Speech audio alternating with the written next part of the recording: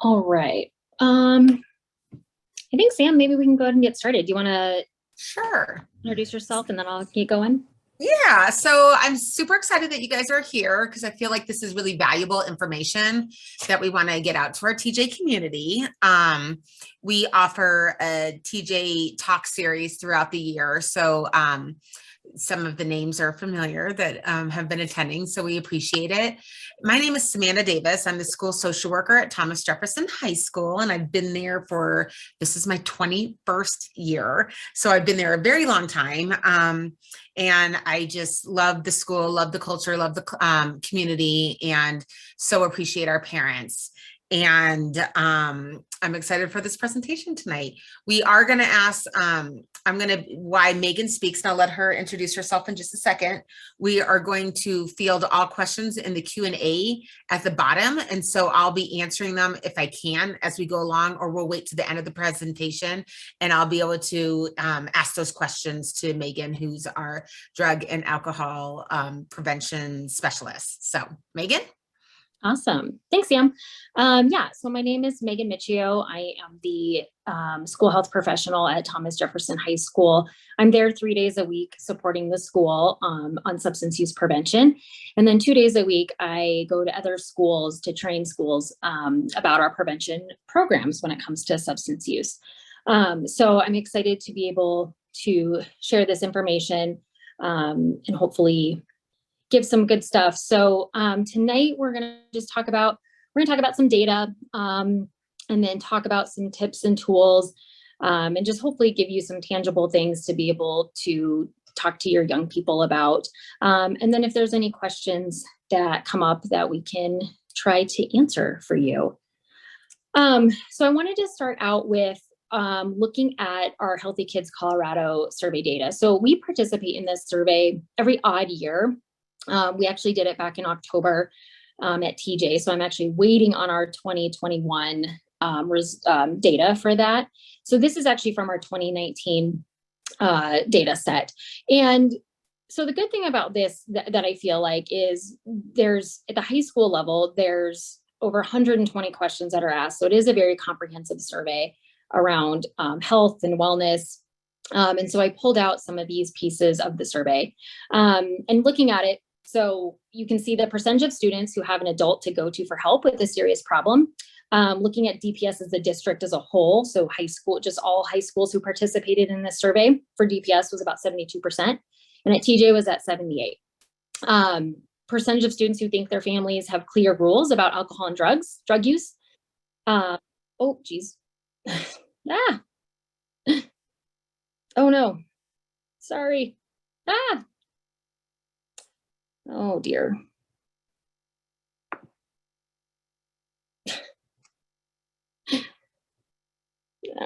So sorry. I did not realize that was going to happen. You got there. Look at you, not panicked. Good job. Okay. So percentage of students who think their families have clear rules about alcohol and drug use. TJ, again, is above the district average at 91%.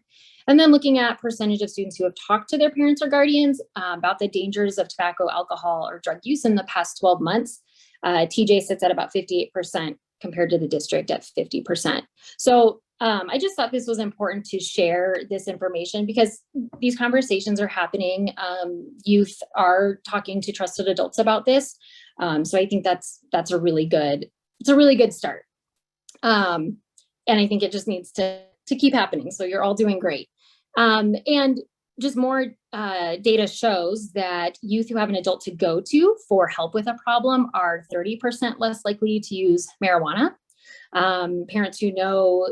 Youth who know their parents think underage use is wrong are 72% less likely to use. And again, kind of also with supported teachers and other trusted adults, they're less likely to use. So this one was specific to marijuana, looking at that, but it also falls in line when we're talking about other substances. Kind of looking at common causes for use, especially with teens, is these are kind of typical. So peer pressure, wanting to fit in, if you're starting at a new school, if you're hanging with a new crowd, and having that pressure to fit in. Curiosity. Teens are naturally curious. They like to experiment. That can even be with, when it comes to like sports or, just other extreme things. That's just, I think, what teens like to do. Self-medication. It's not uncommon for us to see mental health symptoms appearing during high school. And so sometimes we see teens turn to substances to cope with mental health symptoms that they're experiencing. I feel like a lot of times when I talk to students who maybe are vaping, I'm hearing things that they're using it to cope, I'm having trouble sleeping or I'm feeling anxious. So we are seeing a lot of co-occurring symptoms with mental health symptoms, and to just kind of have that grown up feel. Sometimes, a lot of times we see things portrayed in the media with substance use and that it's kind of the norm. And so yeah, just maybe to feel more grown up. So this was a question that one of the things we're going to go over, and I think Leah has it as a poll. So hopefully I think you guys can answer. But thinking about if your teen has dropped some old friends for a new group, is this a warning sign for substance use? So I think, Leah, are you able to make it into a poll question? I thought I did. Sorry, everyone. So many. Okay. If not, it says that there's a poll going right now, but nobody's answering. So maybe it's not. Okay. I mean, if we can't see it, that's okay. Let me try one more time. Sam, can you see it? I think because I'm in presenter mode, I can't see it. I don't think anybody can, since nobody answered it. It's okay. Sorry, everyone. It's okay. It's not a problem. I just was like, just so I'm not doing all the talking here. So yeah, this actually can be seen as an early warning sign of teen substance use. Now, this obviously is not the only warning sign, but just kind of looking at this list when we're thinking about could substances be playing a role in my teen's life? So looking at these things, losing interest in activities they once loved. Maybe they did have a pretty consistent friend group that they were hanging with, and now they're hanging out with new people, which it necessarily isn't a bad thing, but I think just paying attention to these things if you're seeing more than one of these early warning signs. Sleeping more than usual, breaking the rules, exhibiting physical changes like sudden weight loss, frequent nosebleeds, bloodshot eyes, or watery eyes. So these are just some early warning signs when we're thinking about that. Looking at more behavioral and physical indicators. So the list on the left has more behavioral indicators, and the one on the right has more physical indicators when we're thinking of substance use. So I'm not going to read all of those, but maybe ignoring or breaking curfew, making secretive calls, locking bedroom doors, resisting discipline or feedback, missing schoolwork, withdrawing from class participation. And then thinking of physical indicators, so maybe poor hygiene, change in appearance, paranoia, feeling more irritable, difficulty staying on task or staying focused, headaches, and things like that. So again, just kind of comparing, looking at those with some of the early warning signs, and noticing if there's any use. Okay, I did have this come up as a poll, but if it doesn't work, that's okay. So people who experience stress may be more vulnerable to drug addiction or drug relapse. So yeah, this brain research has indicated that people who are exposed to stress are more likely to abuse alcohol and other drugs, or to relapse into drug addiction. Stress can cause changes in the brain, like those caused by addictive drugs. So, we just, again, trying to pay attention to what is it that our teens are maybe, what's been stressing them out.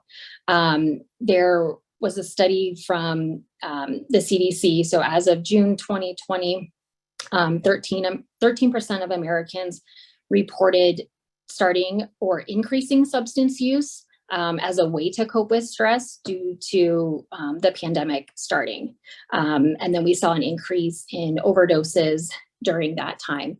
And I'll go into a little bit more about that.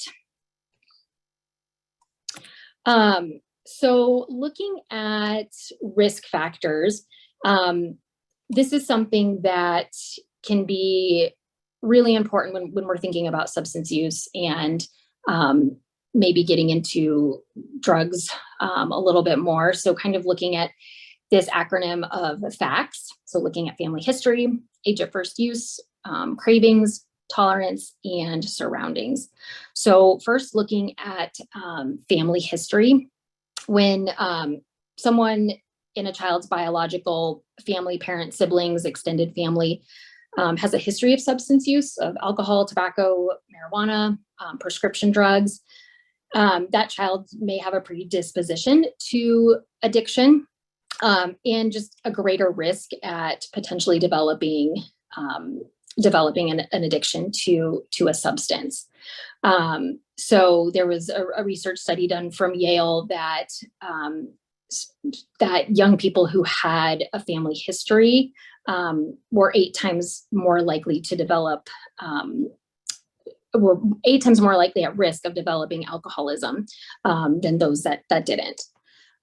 Age of first use is a really big risk factor. We know that the younger a person starts using alcohol or other drugs, the more likely they are to develop an addiction. I try to, when I'm talking to young people a lot, is just really, talking to them about how your brain is still developing. Your brain is developing up until the age of 25. And so if we are putting other chemicals and substances into our brain, it's actually damaging the wiring system of the teenage brain. And so we really want to give it a really healthy chance to fully develop by that age. So by delaying use, if possible. One of the units I do when we talk about vaping, in particular, especially around tobacco, is one of the statistics of that 88% of adult smokers actually started before the age of 18. So just again, another really important piece that age of first use is really, really important. Cravings and tolerance are another piece. So because younger brains are still developing, they're more sensitive to alcohol and drug use than fully adult brains. And as a result, when a teen uses alcohol or other drugs, they can develop those physical cravings and tolerance to substances being used, which can just lead to that cycle of addiction. And then surroundings. So can be one of those risk factors that can be pretty noticeable. So exposure to use of alcohol and other drugs, whether it's within a family or a peer group. And if it kind of normalizes it so that it's perceived that everyone is doing it. And so then in this regard, parents have a really critical opportunity to, act as those role models of that when we're normalizing it around teens, that they feel like that it might not be a big deal to use. So just paying attention to their surroundings with that. So some of these stats, I was looking recently just over, especially because of the pandemic and looking at this, but overdose deaths have increased significantly in almost every state during 2020. So in Colorado specifically, it went up about 38%. Opioid overdoses rose by 54% in 2020, and accounting for nearly two and 3 overdose deaths in Colorado. Fentanyl overdoses became more common, doubling between 2019 and 2020, and increasing 10 times since 2016. And this particular graph shows specifically for Colorado, the fentanyl overdose death rate increasing between 2016 and 2020. And so the reason I bring this up is because one of the things that we've been seeing just even in the state is fentanyl overdoses. And so when we look at what fentanyl is, it's a really powerful synthetic opioid that's similar to morphine, but it's 50 to 100% more potent than morphine. So the tiniest amount of fentanyl can be fatal. And it's typically, and fentanyl is used to treat pain. It's used, after surgeries and things like that. But it's very, very powerful, and it's being mixed in with a lot of street drugs. It's being mixed in with heroin to make it more potent. It's being mixed in with other illegal drugs that are being sold and looking very similar. So it can look like a Xanax pill, but it could be laced with fentanyl.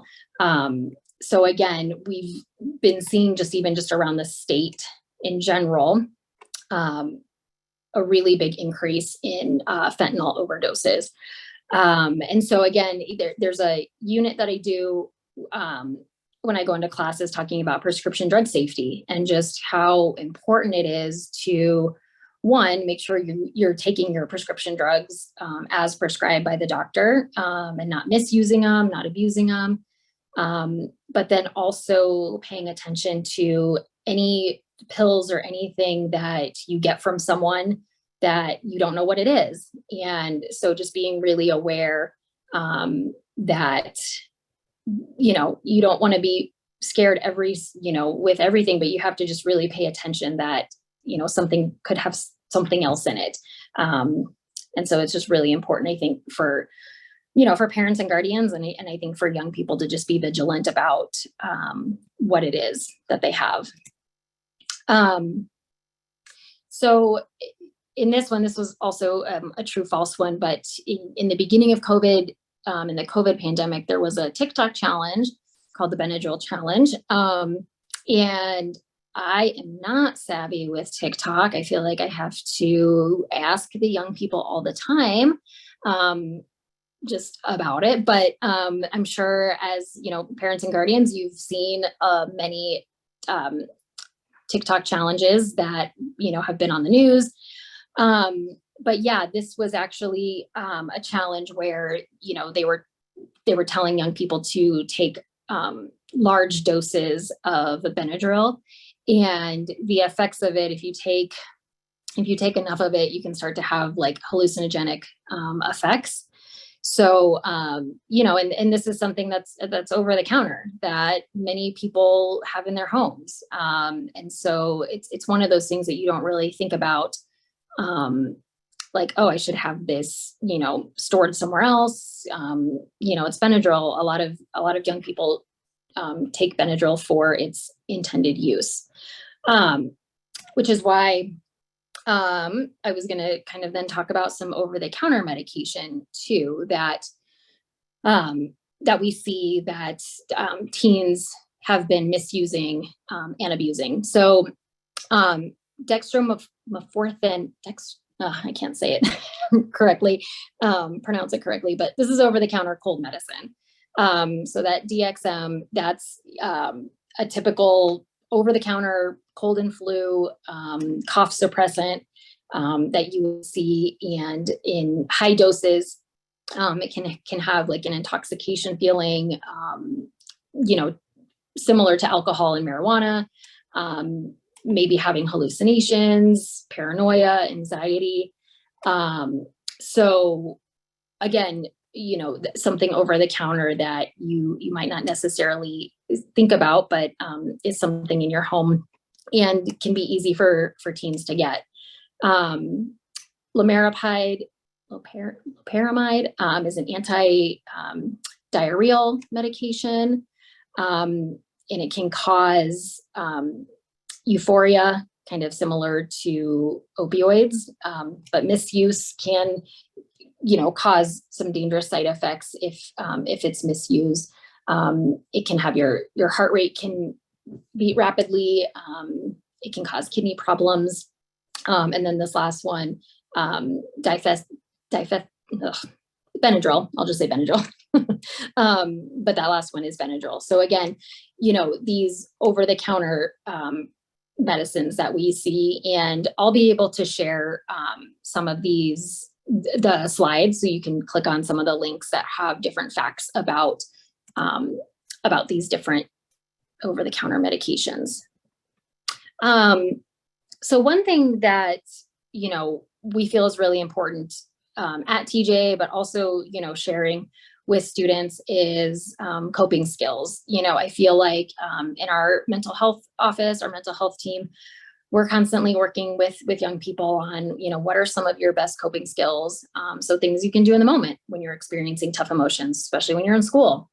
And we, the benefits of doing certain coping skills, they can help manage stress, manage emotions, they can build our confidence, improve our self-regulation, and just help us, work through challenges. And so a lot of times when I'm asking young people about what are some of your coping skills that you use, highlighting the ones that they use, and then talking to them about ones that maybe they haven't tried before. So if it's some deep breathing exercises, some guided meditation, and it's really important to, when I'm talking to young people, that it's really important to practice these coping skills in low stress situations, so that when that high stress situation happens, you can pull from, your toolbox of coping skills of, oh yeah, I remember I did this, body scan that actually really helped me, or I did, this finger breathing exercise or this square breathing exercise. So a lot of times I feel like young people come to me and they're like, oh, I tried that and it didn't work. And a lot of times it's because maybe they tried it for the first time in that moment when they were feeling the stressor. So really practicing these coping skills in a low stress situation. That's even something in my personal life I've tried to do, is just do some more guided meditations, and doing them, when I have a moment and when I'm not feeling stressed. So talking about what trusted adults can do. So parents, guardians, what you can do to play a role is, speak early and speak often. Families have a really big influence over their teens' lives. And so having this conversation early, continuing to have it, really makes a big difference. So definitely don't feel like you have to wait. And sometimes when tough things happen, when a tragedy happens, sometimes we take that opportunity to talk to our young people. But we definitely feel like this is something that the conversation can continue to have. And, as a caring adult, I think paying attention to any shifts in friendships, associations, and activities, asking simple questions like, how's so-and-so doing these days? As a way to maybe uncover if there's any red flags in any peer relationships, and if a teen is being vague about how they've been spending their time away from home, you can use that opportunity to dig a little deeper. And in these conversations, it can be really hard, but in these conversations, relate and don't interrogate, don't lecture, but just try to listen and show that you're genuinely interested in what their thoughts are, and what their thoughts are about it. I think promoting protective factors is really important, such as family support, positive friends, healthy activities that will help buffer and protect kids from taking some of these risks. But risk factors and adverse events in a child's life, including trauma or family history of substance use, and negative peer influence, may put them at risk for substance use. Really encouraging downtime and brain breaks. Even though they're teenagers, they still need brain breaks. I have 2 young kids, and I realize I get in the mode of, oh yeah, you've got to get your homework done. Oh, you need to practice piano. You need to do this. And then I can see that they're getting frustrated, and it's like, yeah, we need to probably take a break. So, encouraging downtime. It's okay to take a break, and seeing and paying attention to what your students' learning style is. Especially if you have multiple kids in the home, right? Like they're going to have different learning styles. They're going to have different ways that they get their work done. And so kind of paying attention to that. Knowing the facts. I think that's a piece that's really important. If a teen is going to ask you about substance use, right? Knowing the facts. And it can be hard because there's a lot of overwhelming information out there. But I think just, being able to look up certain things, or if you don't know, being truthful with them that you don't know, and maybe looking it up, and looking it up together. But I think also things with facts too, of talking to them about, their brain is still developing. And so giving their brain that chance to have that opportunity to fully develop, and to continue to make those healthy decisions. Let's see what else I was thinking with know the facts. I do have a lot of great resources at the end of this that I can share that can lead to some of those like important tips and facts with that. And then modeling responsible use. Kids at all age notice and learn from their role models. And so demonstrating how to manage your emotions and stress without substances. So what are your coping skills?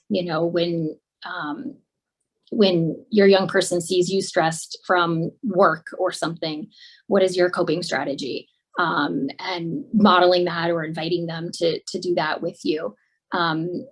Help them notice, their own moods and working through their feelings in a healthy way. Helping them to find positive ways to deal with stress. Drinking and using substances is one way that teens self-medicate. So when they don't have, and when they don't have healthier ways to process their feelings. So I think that's really important. Just being able to model that responsible use, and whoever they're hanging around. So if they have other trusted adults in their life as well.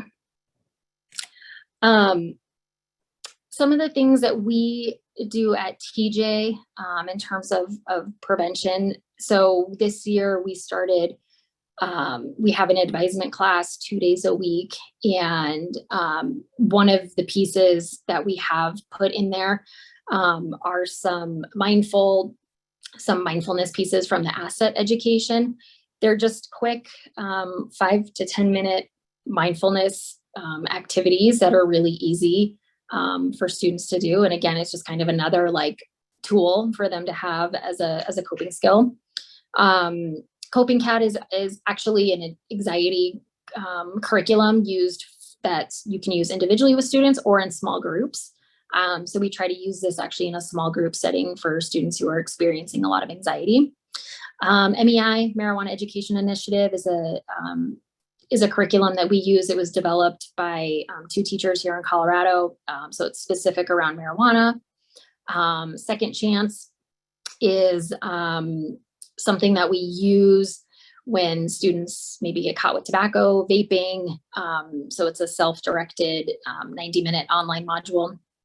Teen Intervene is a more, it's a brief intervention, but it's about 3 to 5 weeks of individual counseling with the student. So I usually will do that if a student gets referred to me for a substance. And then EverFi is a really great educational platform, but they have specific modules on substance use. So they have an alcohol module, one on vaping, and one on prescription drug use. And I'm really lucky at TJ that I partner with a lot of great teachers to be able to go into their classes and talk about these modules. And so we'll go through them together and, just be able to have these conversations about, these are, again, having the facts. Teens like having the facts when we're talking about substance use. and making healthy decisions and things like that.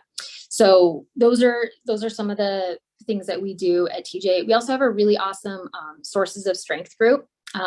So we are actually in the middle of preparing for this campaign right now. So I'm really excited about it. But Sources of Strength is a group of students. It's a peer-led group.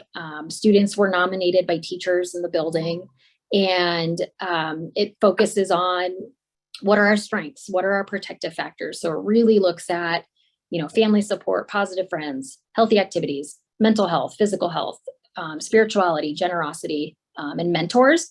And we look at all those pieces, and we know that if we feel really connected and strong in all of those strengths, that it makes it easier to get through tough situations.